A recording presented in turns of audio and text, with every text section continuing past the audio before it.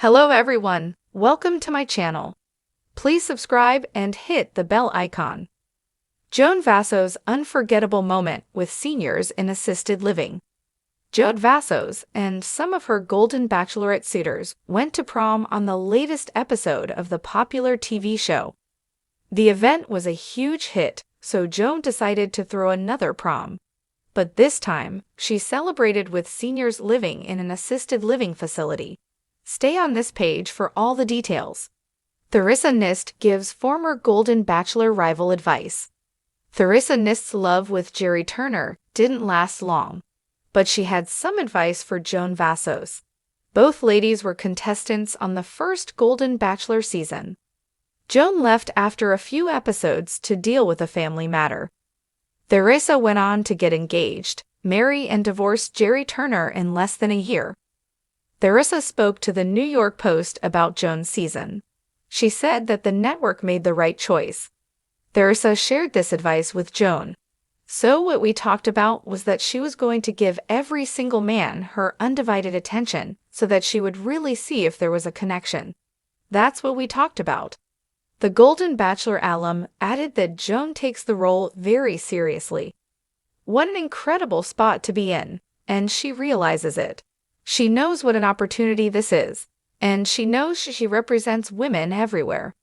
That includes women living in assisted living. Joan Vassos' unforgettable moment with seniors in assisted living. The magic of prom isn't just for high schoolers. Thanks to the kindness of Golden Bachelorette star Joan Vassos, a group of seniors in the Bristol assisted living facility got to experience the joy of this special night. Vassos hosted a prom just for them, complete with all the glitz and glamour of a traditional prom. According to BachelorNation.com, the living area was decked out with balloons, streamers, and other prom-themed decorations. The event included finger foods and a charcuterie spread.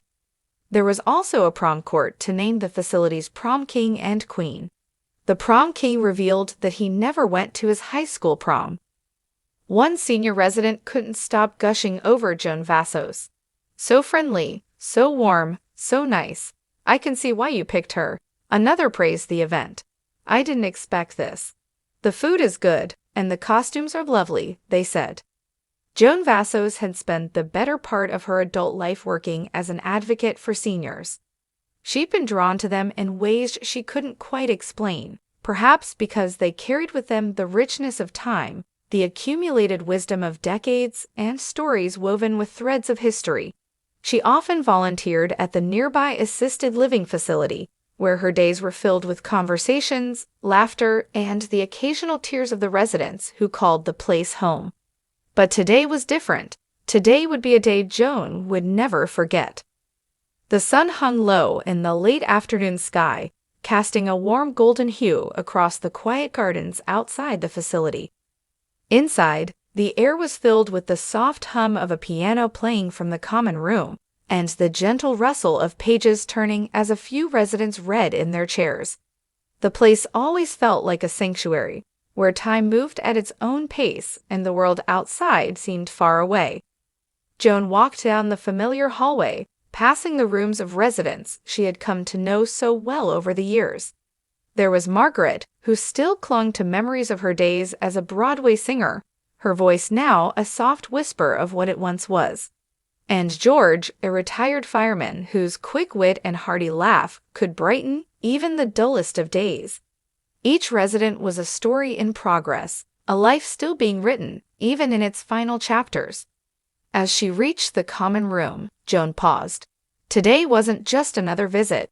She had organized a surprise, something special for the residents, something she hoped would stir memories long buried, perhaps even bring a spark of joy to their quiet lives. "Are you ready, Joan?" came a voice from behind her. She turned to see Linda, one of the nurses, holding a stack of old vinyl records. Joan smiled and nodded, feeling a twinge of nervous excitement.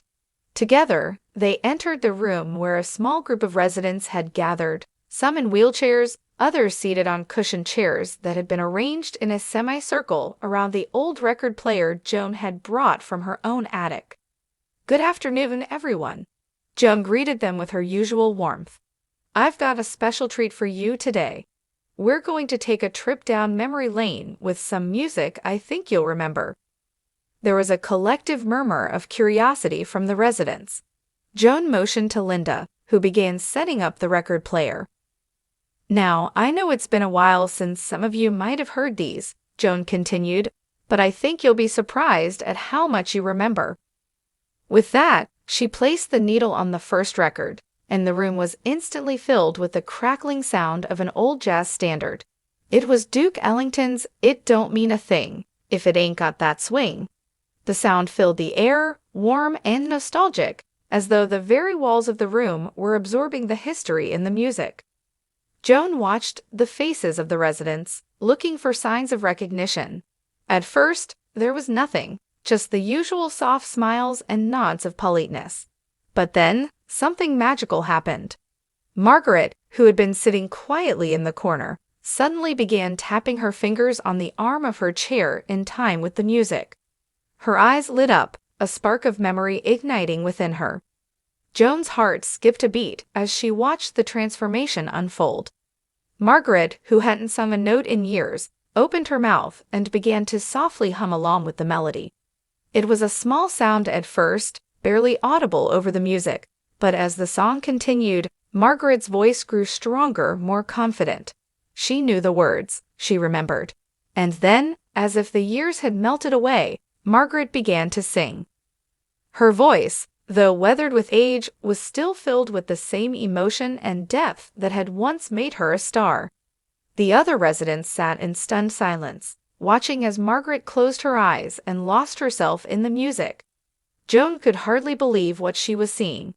It was as though the music had unlocked something deep within Margaret, something that had been dormant for so long. When the song ended, there was a brief moment of silence before the room erupted in applause. Margaret opened her eyes, startled by the sound, but then a smile spread across her face, a smile that was both proud and filled with a quiet joy. "That was beautiful, Margaret," Joan said, her voice thick with emotion. "Absolutely beautiful." Margaret's eyes glistened with tears. "I hadn't sung that song in decades," she whispered. "I thought I'd forgotten." "You never forget the things that matter," Joan replied, her hand gently resting on Margaret's. The rest of the afternoon passed in a blur of music and memories. One by one, other residents began to share their own stories, prompted by the songs Joan played. George told a tale of dancing with his late wife to a Glenn Miller tune at their wedding. Another resident, Claire, reminisced about the war years when music was the only thing that kept her spirits up while her husband was overseas. Joan listened to them all, feeling as though she had been given a precious gift, a window into the past, into the lives these people had lived, full of love, loss, and everything in between. The music had brought it all back, if only for a little while. As the sun began to set and the records came to an end, Joan knew that this day would stay with her forever. It wasn't just the music or the stories, or even the way Margaret had found her voice again. It was the reminder that, even in their later years, these residents were still vibrant, still alive in ways that went far beyond the physical. Their stories, their memories, were the threads that connected them to the present, to each other, and to Joan herself. That night, as Joan left the facility and stepped into the cool evening air, she felt a deep sense of gratitude. She had witnessed something extraordinary, an unforgettable moment that reminded her why she did what she did. For Joan, it wasn't just about helping seniors. It was about honoring their stories, their lives, and the memories that made them who they were. And today, she had been part of something truly magical, something that would stay with her for the rest of her days.